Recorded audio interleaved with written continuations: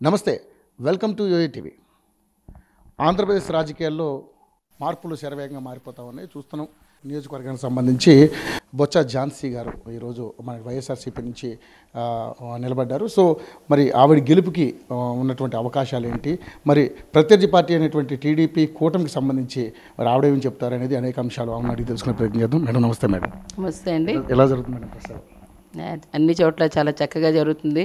ప్రజలు ఈరోజు స్వచ్ఛందంగా వచ్చి జగనన్న పాలన మళ్ళీ మాకు కావాలనేది ఇంట్లో, ఎందుకంటే వారికి ఈవేళ అభివృద్ధి సంక్షేమం రెండు ఒక ప్రతి చోట కూడాను ఈరోజు అందిస్తూ ప్రజల ముంగిటే పాలన అనేదాన్ని ఈరోజు ఏవైతే ఉన్నాయో గ్రామ సచివాలయాలు, వార్డు సచివాలయాల ద్వారా ఈరోజు నేరుగా వాలంటరీ వ్యవస్థ ద్వారా అనేక కార్యక్రమాలు అందజేయడంతో పాటు విద్యా వైద్యం మీద ప్రత్యేక దృష్టి సారించి ఈరోజు అన్ని చోట్ల కూడా అవసరమైన నాడు నేడులో స్కూల్స్ కానీ, అమ్మఒడి కానీ, విద్యా దీవెన కానీ, వసతి దీవెన కానీ ఇట్లాంటివన్నీ కార్యక్రమాలతో ఒక పక్కన అటు పెన్షన్లు కానీ, ఆసరా కానీ, చేయూత కానీ, కాపునేస్తం కానీ, ఈబీసీ కానీ ఇట్లాంటి కార్యక్రమాలన్నిటితో వీళ్ళ మహిళలకి ఆర్థిక స్వావలంబన దిశగా తీసుకుని వెళ్ళటం కానీ, అంతేకాకుండా ఇవాళ ఏవైతే పక్కా గృహాలు అట్లాంటివి కూడా ఇవ్వటం, రైతు భరోసా లాంటి కేంద్రాలతో పాటు రైతుకు కావాల్సినవన్నీ ఈరోజు ఎప్పటికప్పుడు వాటికి అన్ని దశల వారీగా అందజేయటం, ఇట్లాంటి వాటితో పాటు ప్రతి ఒక్కరికి కులాలకి, మతాలకి, పార్టీలకి అతీతంగా ఈవేళ ఎవరైతే అర్హత ఉన్నారో వాళ్ళందరికీ కూడా ఈరోజు అన్ని ప్రాంతాల వారికి ఈరోజు ఆ కార్యక్రమాలు నేరుగా ఈవేళ తలుపు తట్టి అందించే కార్యక్రమం ఇవాళ ప్రభుత్వం చేస్తుంది. ఇక్కడే కాదు, ఈ రాష్ట్రమే కాదు, భారతదేశంలోనే ఏ ముఖ్యమంత్రి చేయని విధానంగా ఈరోజు జగన్మోహన్ రెడ్డి గారు ప్రజల పక్షాన్ని నిలబడి కార్యక్రమాలు చేస్తుంది. దానికి వీళ్ళు స్వచ్ఛందంగా ఇవాళ జగనన్న మళ్ళీ కావాలని అడుగుతున్నారు. సో మీరు ప్రజల్లోకి వెళ్తున్నారు, మీరు అందరితో మమేకం అవుతున్నారు. ఎందుకంటే గతంలో మీరు ఎంపీగా గెలిచిన నేపథ్యం ఉంది. సో ఇప్పుడు కూడా మళ్ళీ ఎంపీగా గెలవాలని ట్రై చేస్తూ ఉన్నారు. ఏంటి మేడం రెస్పాన్స్ ఏ విధంగా వస్తుంది ప్రజల నుంచి? గతంలో బొబ్బిలి విజయనగరం ఎంపీ చేసినప్పుడు కూడా నేను పార్ట్ ఆఫ్ ది విశాఖపట్నం ఎంపీనే.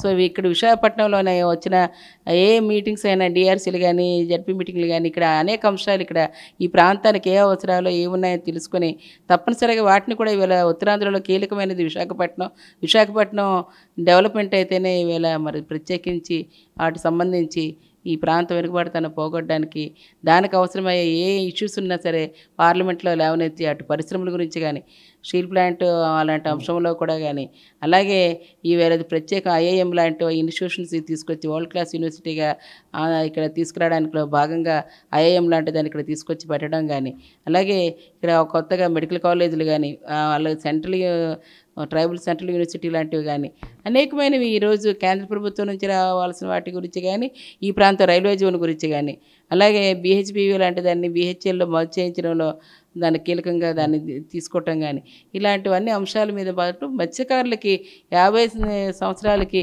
మీరు పెన్షన్ ఇవ్వాల్సిందే అని ఏదైతే వాళ్ళు చేపల వేటకు వెళ్ళేటప్పుడు దాంట్లో యూవీ రేస్ వల్ల వారి స్కిన్, కళ్ళు రెండు పాడైపోయి 50 సంవత్సరాలకి ఏ పని చేయలేని పరిస్థితి ఉన్న దానికి ఆదుకోవాలని వాళ్ళకి ప్రత్యేక గుర్తింపు కార్డులతో పాటు వాళ్ళకి పెన్షన్స్ కూడా యావత్ భారతదేశం అంతా మత్స్యకారులకు అందించే విధంగా మరి అట్లాంటి తోడ్పాటు చేయడం కానీ, ఇలాంటివన్నీ కూడాను పార్లమెంట్లో రేస్ చేసే అనేక అంశాలు మన ప్రాంతం కావాల్సినవి చేయటం జరిగింది.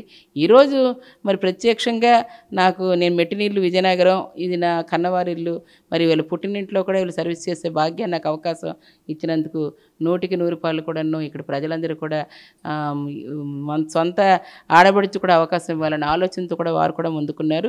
ఈ ప్రాంతాన్ని స్థానికంగా ఉన్నదానికి చిన్నప్పటి నుంచి ఇక్కడే పెరిగి చదువుకున్న దాన్ని, ఇక్కడ యూనివర్సిటీలోనే పూర్తి చేసుకున్న దాన్ని, నాకు ఈ ప్రాంతానికి ఏం కావాలనే దాన్ని కూడా ఒక పట్టు ఉంది. దానికి సంబంధించిన ప్రజలకు ఏం కావాలనేది, ఎలా తేవాలనేది కూడా దాన్ని ప్రత్యేక దృష్టి సారించి ఆ దిశగా అడుగులేయడానికి ఒక అవకాశం ఇవ్వమని చెప్పని ఇక్కడ ప్రజలందరినీ కూడా నేను కోరుతున్నాను. ఉద్యోగులకి బీచ్ ఐటీ కూడా కాన్సెప్ట్ తీసుకొచ్చారు. ఎంతవరకు ఖచ్చితంగా అది బీచ్ ఐటీ సజ్జలాంటిది తీసుకురావడంతో పాటు ఇప్పటికే ఏవైతే ఇన్ఫోసిస్, ర్యాన్స్టాడ్, తర్వాత భారత్ ఎలక్ట్రానిక్స్, దాంతోపాటు ఇక్కడ ఏవైతే ఇంక రానున్న అదాని డేటా సెంటర్ అలాంటివి కూడా రానున్న రోజుల్లో వచ్చే వాటితో పాటు, అలాగే ఇక్కడ ఎక్స్టీ ఐటీ కానీ, WNS సెకండ్ ఫేజ్ కానీ ఇలాంటివన్నీ కూడా రావడంతో పాటు ప్రత్యేకించి ఈరోజు ఐటీ టవర్ లాంటిది 2200 కోట్లతోని మధురవాడలోని దాన్ని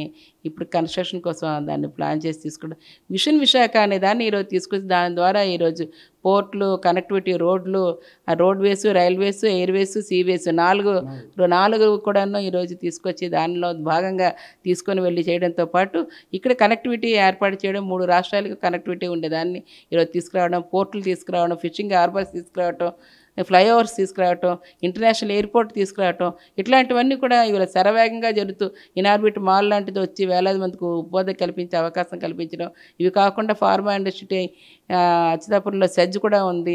అలాగే దానికి సంబంధించి సెయింట్ గ్లోబ్ అటువంటిది ఏర్పాటు చేసుకోవడం, లారస్ లాంటివి ఫార్మా కంపెనీస్ రావటం, ఇలాంటి వాటితో పాటు ఇవాళ ఏటీజే టైర్స్ లాంటివి ఇక్కడ ఏర్పాటయ్యి ఇండస్ట్రీకి రావటం, ఇవన్నీ ఒక విషయం అయితే, రెండో పక్కనే మరి ఏదైతే దీనికి అనుగుణంగా కావాల్సిన వాటన్నిటి మౌలిక వసతులను ఏర్పాటు చేసుకుని దానికి అనుగుణంగా 6 line roads, 12 flyovers, 17 medical colleges, అలాంటివన్నీ కూడా వీళ్ళు తీసుకొని రావడం, యూనివర్సిటీస్ కూడా ఇవాళ గురుజాడ యూనివర్సిటీ లాంటివి అక్కడ తీసుకొచ్చారు, యూనివర్సిటీని ఇక్కడ అప్డేట్ చేసుకొని కావాల్సిన ఏర్పాటు చేయడం, చిన్నపిల్లల దగ్గర నుంచే ఈరోజు ఫస్ట్ స్టాండర్డ్ నుంచి ప్రతి పేదవాడు కూడా ఇవాళ చదవాలి, కార్పొరేట్ స్థాయి కంటే మించి ఇవాళ ఈరోజు చేసుకునేది 3rd స్టాండర్డ్ నుంచే ఈరోజు టోఫల్ లాంటిది పెట్టడం, బైలింగ్వల్ బుక్స్ ఇవ్వటం, బైజూస్ లాంటిది కంటెంట్ తీసుకురావడం, ఫ్లాట్ ప్యానల్ బోర్డ్స్తో ఈరోజు పెట్టడం, డిజిటల్ క్లాస్ రూమ్స్ తీసుకురావటం, వీటిలో భాగంగా ఈరోజు నాడు నేడులో మా స్కూల్స్, హాస్పిటల్స్ అసలు పూర్తి దిశ మారి వీళ్ళ ప్రజలకి నిజంగా పేదవాడికి ఈరోజు అందిపుచ్చే విధంగా ఈరోజు తీసుకొచ్చారు. ఫైనల్గా చెప్పండి మేడం, ఈరోజు జగన్మోహన్ రెడ్డి గారు మేనిఫెస్టో రిలీజ్ చేశారు, ప్రజలందరూ కూడా చాలా సంతోషకరమైనటువంటి ఒక వాతావరణంలో ఉన్నారని చెప్పేసి వైఎస్సీపీ శ్రేణులందరూ కూడా చెప్తా ఉన్నారు. సో మరి జగనన్న మేనిఫెస్టోతో పాటుగా మీ మేనిఫెస్టో ఏమైనా ఉందా విశాఖ వాసులకి ఇలా ఏదైతే ఈవేళ పరిపాలన రాజధాని తీసుకురావాలన్నదో అది మేనిఫెస్టోలో ఒక అంశంగా ఈరోజు మా ముఖ్యమంత్రి గారు తీసుకురావటం, మీ విశాఖ ప్రజలందరూ తరపున కూడా మేము ధన్యవాదాలు తెలియజేస్తున్నాను.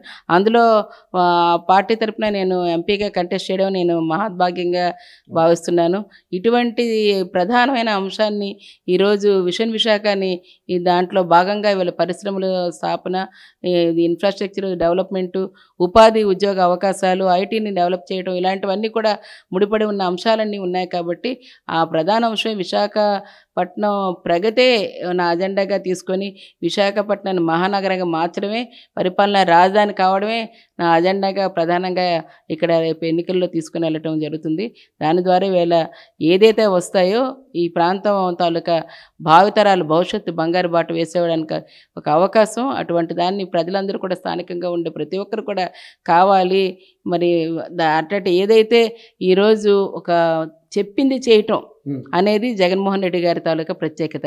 ఈరోజు ఆయన మనసున్న వ్యక్తిగా ఇవాళ ఏదైతే ఆచరణకు యోగ్యమైన అజెండాని తీసుకొచ్చి దాన్ని ఏది చెప్పారో దాన్ని తూచే తప్పకుండా చేసి ప్రజలకు అందించే ధ్యేయంగా ఈరోజు ఇంక్లూజివ్ గ్రోత్ దీంట్లో పెట్టుకొని ఆ ఒక పక్కన పెంచుతూ ప్రజలకు కావాల్సిన వాటి అన్నింటినీ మమేకం చేసుకుంటూ ఈరోజు వెళ్తున్నవి అన్నీ ఖచ్చితంగా ఇవన్నీ కూడా రేపు గెలుపుకి వైఎస్ఆర్సీపీ అభ్యర్థులందరూ కూడా నాతో పాటు ఇక్కడ శాసనసభ్యులుగా పోటీ చేస్తున్న వారందరూ కూడా 100% ఈవేళ అఖండ విజయంతో ప్రజల ఆదరణతో ఈరోజు మళ్ళీ జగనన్నే కావాలి, ముఖ్యమంత్రి కావాలి, ఇక్కడ ప్రమాణ స్వీకారం చేయాలి, పరిపాలన రాజధాని కావాలి అనే దానికి ఇది నిదర్శనం అర్థం పడుతుందని చెప్పేసి మా రెఫరెండంగా కూడా మేము భావిస్తున్నాం. Thank you madam, thank you so much అండి. ముఖ్యంగా చూసుకుంటే ఝాన్సీ గారు ఆశాభావం వ్యక్తం చేస్తూ ఉన్నారు. నిజంగానే ఈరోజు జగన్ అన్న మేనిఫెస్టో రిలీజ్ చేశారు.